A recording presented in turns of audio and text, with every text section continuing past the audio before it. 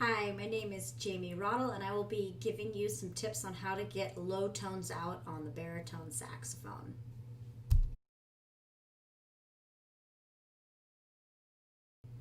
The first tip that I'm going to give you to help make sure that your low notes are coming out with ease on the baritone saxophone is to make sure that your saxophone is in good working order. It's really easy for low notes on the baritone saxophone, the keys not to close all the way, and if the keys don't close all the way, then you will experience issues getting those notes out. So I highly recommend, if you're having issues, take it to your private teacher or to your band teacher to see if they can stick a leak light into the instrument to see if it needs to go into the shop. If the instrument's not having any leaks anywhere in the keys, then keep on listening and I'll give you some more tips on how to get low notes out a little bit easier.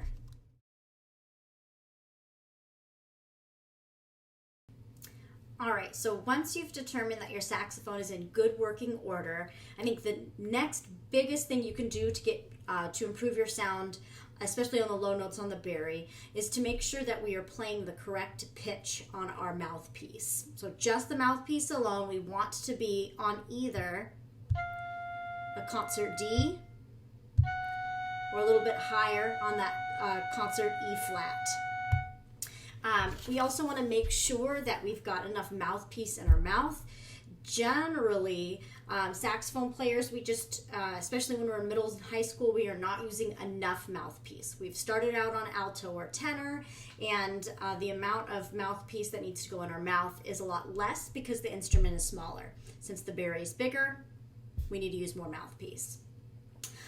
So take either a business card or an index card, so the piece of paper is a little thicker than normal, and your mouthpiece, and you're just going to want to slip that, and where it stops naturally without having to shove it down is where you want your top of your teeth and this bottom lip rolled over on your teeth.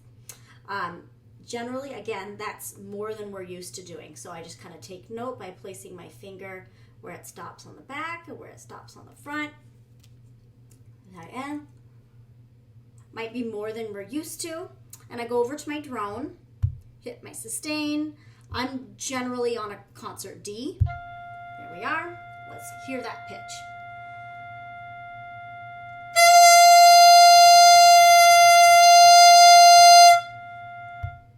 If we find that we are too high, then that usually means we're not using enough mouthpiece and we're too far back and we're too pinched. And if we're too pinched, then when we go to play low notes on the Bari, we might experience our low notes actually coming out as high notes, because in our brain, especially if we've started out on alto, those lower notes are in the octave that our brain wants for alto saxophone. So more mouthpiece is definitely going to help those low notes speak. And again, we want to be on a concert D.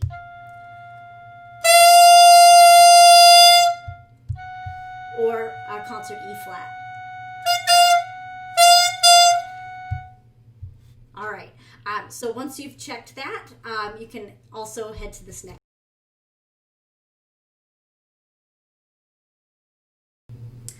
All right, so this next tip is all about posture when we're playing. It is always really important that when we play the saxophone needs to come at us. If we were playing and the instrument was in our mouth and it came through us, it would actually leave the back of our head. And when I see saxophone players having issues with some of their low notes or their tone in general, I see more of a clarinet embouchure. And for clarinet, when we play, we want it actually to come at an angle like this. For Bari sax, it's super important, especially that when we sit when we play, which is often because it's heavy, that the saxophone comes straight at our mouth. And if it were to kind of get a laser was drawn through, it would come straight to the back of the head.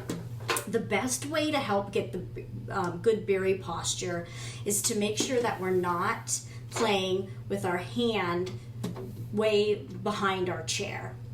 Best thing we can do is to take our right hand and put it up by our knee. So the saxophone should be in front of us.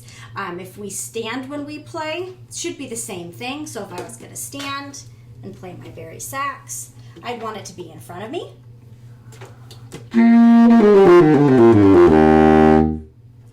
We want that same posture when we sit. So I encourage you to make sure that when you're playing, your right hand goes closer towards your knee and less behind your chair. If we need to tilt our mouthpiece a little bit, that's fine. And make sure that the mouthpiece is coming straight in our mouth and it's not at an angle up like we would play if we were playing the clarinet. So again, up in front of us.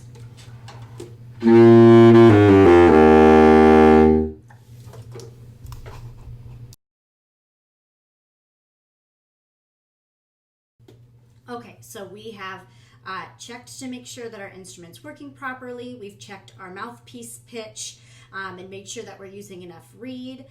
We've also adjusted our Bari Sax posture. What more can we do?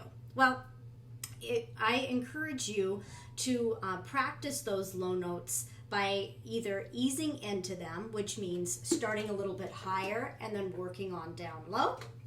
So that's one option. So let's say we're trying to get out our low D note and it's just not speaking. I would start maybe on the G and then ease down. So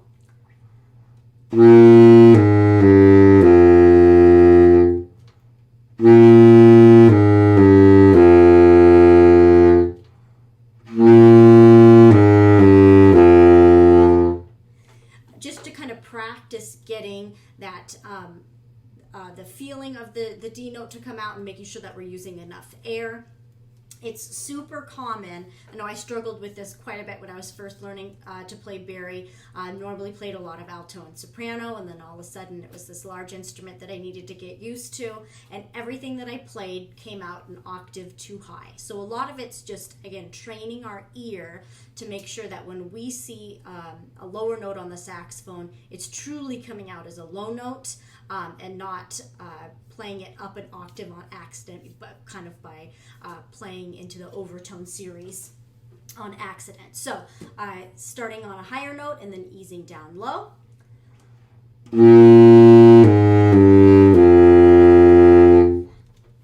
Another thing that we can do is to practice just starting on the low note is what I call popping the low note. So I'll kind of show you here. So if I needed to start just on the D note down low and I wanted to practice, or maybe I had a really quiet entrance that I needed to come in on and I couldn't afford to kind of use a whole bunch of extra air to make sure that it came out, I could pop that low note. What do I mean by that? All right, so I'll get my Bari nice and close. So I've got my finger position ready for low D, and as I'm taking a breath and I'm getting ready to play, instead of just pressing my fingers down and then hoping the note comes out, I'm actually taking my pointer finger here, and then right when that note's supposed to start, I am going to pop it down. I don't quite know the science behind it, but I know that it works. I don't know why, but I encourage you to try that out. I do that almost every single time I've got anything that's mezzo piano or quieter and it starts out low on the saxophone. Doesn't matter if it's soprano, alto, tenor, or Bari, but it's especially helpful with those Bari notes. All right, I hope one of those tips helps you out, and I've got one more coming up for you.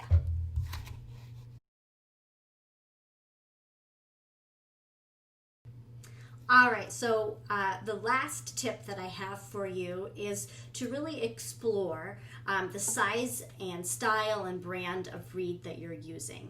If you are finding that your notes are coming out pretty easily, but those low notes are really hard to control, they keep wanting to bump up an octave, and it's hard to get the lower notes out, then you might be on a reed that is too soft. So either the style of reed or the size of reed might not be working for you. So I encourage you to try a reed or a style that's either cut a little bit harder by either a half a size or a quarter a size, depending on what brand you're using, to see if that works out a little bit better for you. If you're finding that it's hard to get the notes to speak at all, especially the low notes, and you have to take a huge breath every measure and a half and you're constantly running out of air, then you might actually be on a reed that is too hard. And I encourage you to find a style or size or brand that maybe is cut a little bit softer, and going kind of down either a quarter size or a half size to kind of find where you're at. The reed size that I play on soprano saxophone is different than the reed size and style that I play on alto saxophone, and the size that I play on tenor and bari, they're also different than what I play on alto. So just because you play a size and a style on alto or tenor sax doesn't mean that that exact same kind of prescription is going to be working for your bari sax. I hope you have found these tips helpful. Thanks so much for listening.